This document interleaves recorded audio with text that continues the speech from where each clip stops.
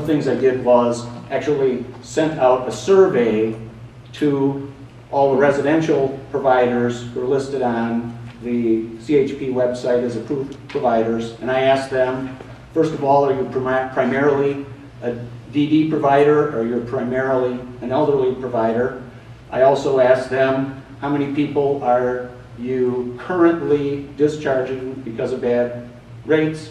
How many people do you plan on discharging in the next 60 days if current negotiations, because we knew that's what was going on, don't work out? And the answer is the elderly providers were saying, we're pretty satisfied. There's just a couple of people we're planning on discharging. And of course, the DD providers were saying, there's lots of people we're discharging. And of course, those of you in the industry know there's another feature there, and that is there's at least some private pay component in the elderly service universe. Is there any private pay in the DD universe? No, not really.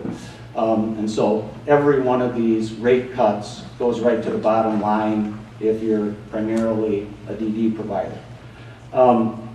So I'm about to file a lawsuit, and lo and behold, CHP pulls back all of the things they were threatening to do, work things out with the providers, you know, nobody really believed that was going to last very long, but at least it resolved the problem last year. So now what happened this year is CHP kicked it off with some huge rate cuts, and it was interesting that whenever I would talk to people connected to family care around the state, they would say, well, CHP just doesn't run a very tight ship. It's CHP, it's not the program as a whole.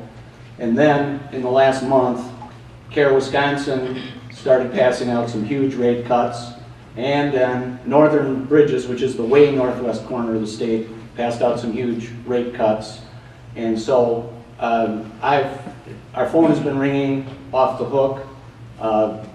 We're talking to a dozen people a day from those three MCOs, and you know, one story is worse than the next, and it's a pretty solid pattern of high-cost people and lots of people with physical disabilities because of their increased costs.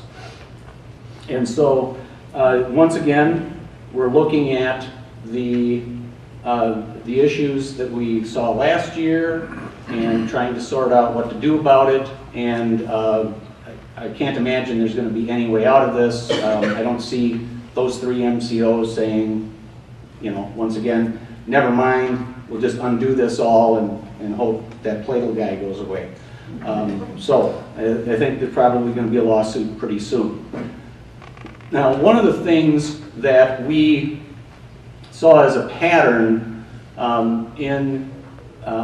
certainly in Northern Bridges and in CHP, the Care Wisconsin stuff's relatively new, so I'm just trying to catch up.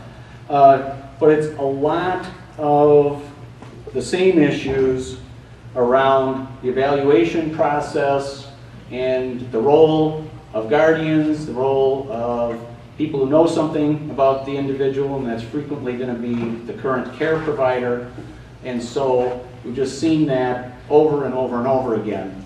And so as I've gone around the state, I've given presentations to provider groups and to groups of guardians and so on. One of the urban myths of the family care program is that you can't involve the provider of services in the care planning. Of course you can, it's right in the MCO contract. The MCO has to let you bring anybody you want to the care planning process.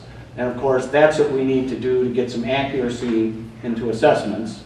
And you know, going to an individual's day program, not even meeting with the people he lives with, and asking that individual, can you brush your teeth independently, and can you do this independently, and then checking the boxes based on that, obviously you're going to have a horribly wrong assessment, and that was going on everywhere.